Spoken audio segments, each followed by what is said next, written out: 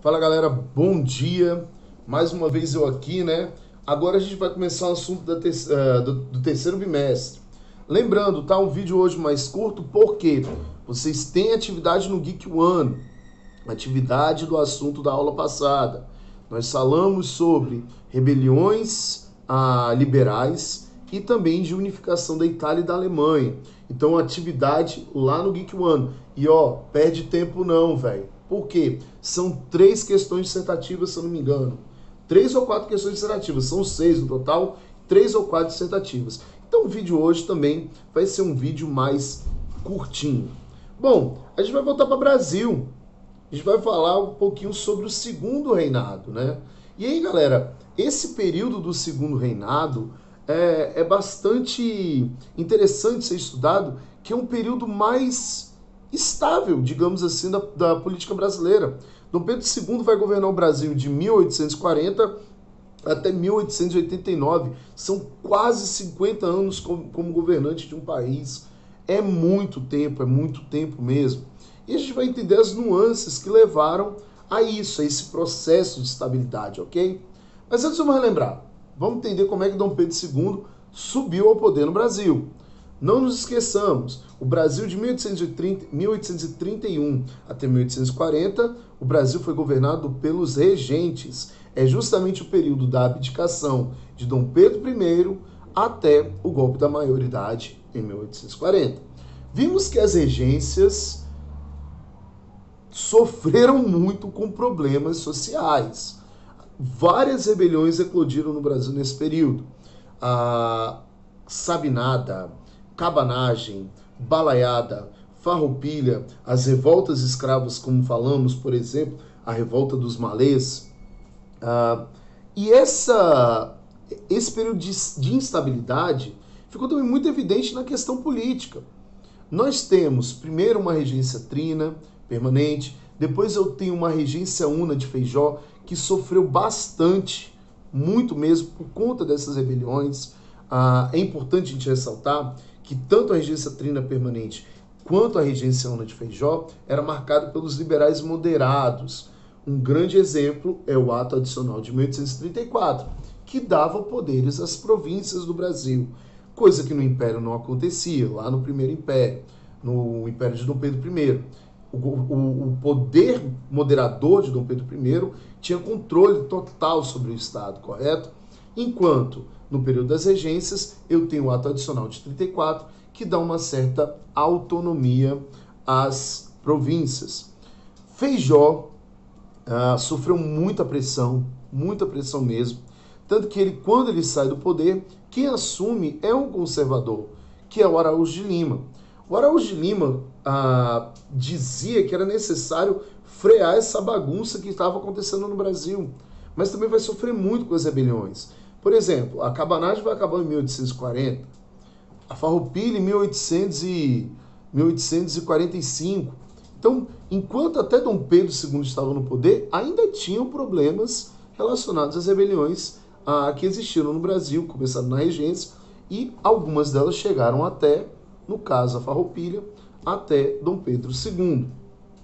Bom, Araújo de Lima, ele vai revogar o ato adicional, revogar não, ele vai criar a lei interpretativa do ato adicional de 34, onde ele basicamente tira o poder das províncias e controla o Estado de maneira mais centralizadora. Os liberais perderam poder com isso. Eles saíram do poder político brasileiro. A única forma que eles encontraram para conseguir retomar esse poder era dar um golpe de Estado. E como que eu ia dar um golpe de Estado? Justamente com o chefe maior do Estado brasileiro, Dom Pedro II. Só que Dom Pedro II, em 1840, ele ainda era um menino de 14 anos, não tinha nem 15 anos completo. E ele assume o poder no Brasil com essa idade. É interessante ver que a ideia vendida pelos liberais de que o Brasil tinha assim um chefe de Estado e que ele estava preparado foi comprado por muita gente. Então, Dom Pedro II, no dia 23 de julho de 1840, ele é votada, né, na Assembleia pela maioridade de Dom Pedro e aclamou ele como imperador do Brasil. Quando ele torna-se imperador do Brasil, Dom Pedro II não esquece dos seus compadres, os seus padrinhos políticos, que foram os liberais. E com isso ele cria um ministério controlado por liberais. Deu certinho. Só que aí vai ter um problema.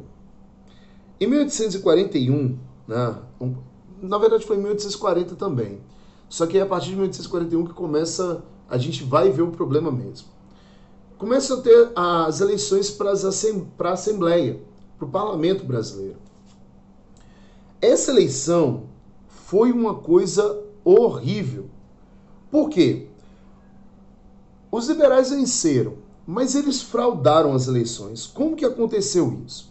Os liberais pagaram valentões para surrar eleitores conservadores. Roubaram urnas, colocaram crianças para votar. Se brincar, colocou até morto. Uma coisa horrível. Como a porrada estancou mesmo, a pancadaria, essa eleição ficou conhecida como as eleições do cacete. Na história do Brasil, esse é um período bem louco, né? As eleições do cacete. Por quê? O cacete, o cacetete comia, a pancadaria comia. Os conservadores, então, pressionaram o imperador para que ele anulasse as eleições. Dom Pedro II assim o fez. Cancelou as eleições e também tirou todo o ministério de liberais e colocou um ministério apenas de conservadores. Obviamente, os liberais não vão aceitar isso, e aí, em 1842, começa uma rebelião liberal. Essa rebelião liberal de 42 conta, por exemplo, com Feijó. Não conseguiram vencer, não conseguiram derrotar o governo, né, o governo de Dom Pedro II, perderam força política, muitos foram exilados, só que Dom Pedro II, depois de 2 anos, foram exilados para Portugal, depois de 2 anos, concedeu anistia no Brasil. A última grande rebelião liberal que vai ter no Brasil vai ser a rebelião praieira, no Recife. Por que esse nome de rebelião praieira? Porque tinha o Partido da Praia, porque a sede do jornal Diário Novo ficava justamente na Rua da Praia, no Recife.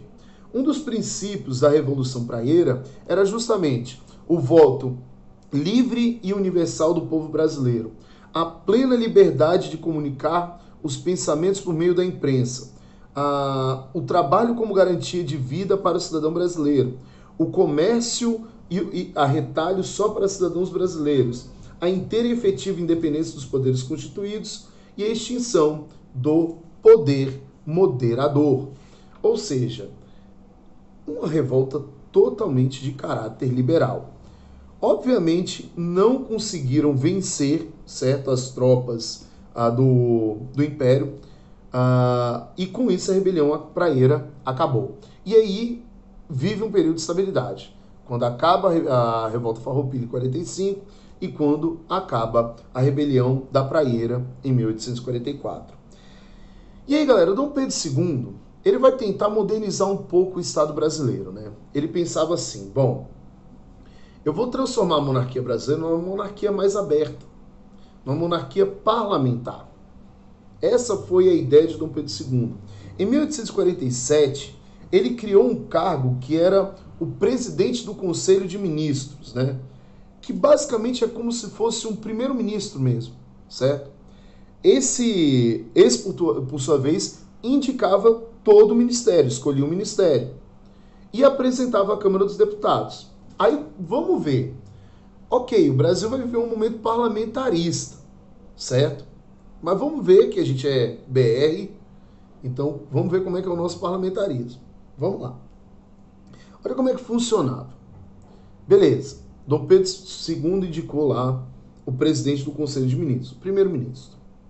O primeiro-ministro escolheu todo o seu ministério. Ele apresentava para a Câmara. Caso a Câmara aprovasse, esse ministério passava, no caso, a exercer o poder executivo.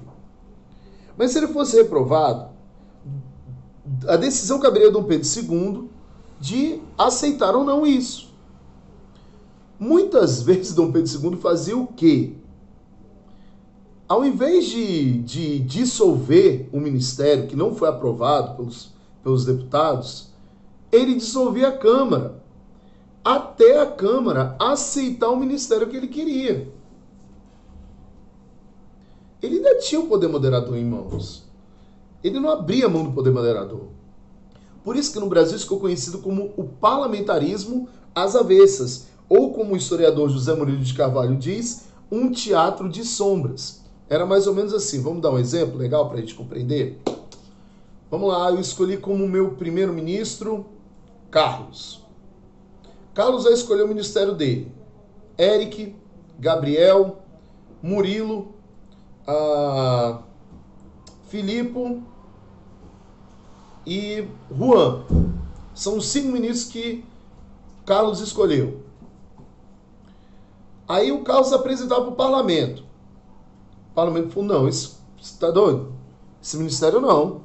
De jeito nenhum. O que Dom Pedro II fazia? Ao invés de dissolver o parlamento, dissolver o ministério feito pelo primeiro-ministro, ele falava assim, beleza, todos os deputados aqui perderam seus cargos, vou convocar novas eleições para deputado no Brasil, deputado e senador.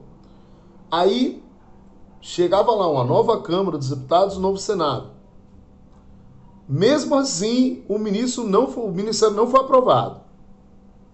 Dom Pedro II, então, mais uma vez, dissolvia o parlamento, colocava outro, até que o parlamento aceitasse a sua imposição.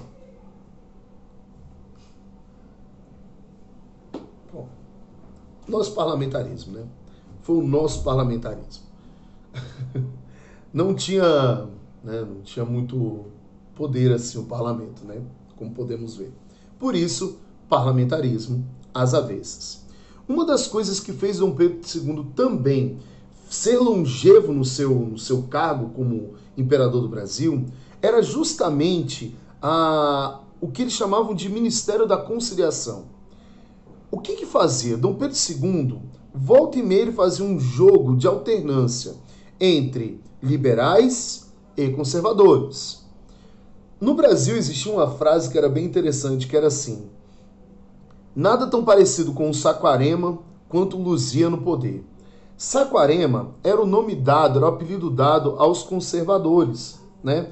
Porque eles se reuniam basicamente no município fluminense, no município do Rio de Janeiro, de Saquarema, certo? E Luzia eram os liberais. Esse nome era dado por conta de Santa Luzia, em Minas Gerais, o local onde que basicamente os liberais sofreram sua primeira grande derrota. Então, nada é tão parecido com o Saquarema quanto Luzia no poder. Havia algumas diferenças entre eles, óbvio. Os liberais eram favoráveis à descentralização do poder e à maior autonomia das províncias. Já os conservadores defendiam a centralização política como condição para impor a ordem. No entanto, eles tinham muitas semelhanças. Uma das coisas delas, a principal, era de que eles nunca, em nenhum momento, lutaram contra o escravismo, sempre tiveram interesse da manutenção da unidade territorial e das autoridades constituídas. Então, eles tinham muitas coisas em comum, pouquíssimas coisas que eram diferentes. E essa alternância fazia com que a questão política no Brasil fosse tranquila. E com isso, Dom Pedro II vai ter um período muito longevo. Mas não é só isso. Tem a questão econômica também. E nisso a gente fala depois. Beleza, meninos? Um beijo, um abraço e tchau, tchau.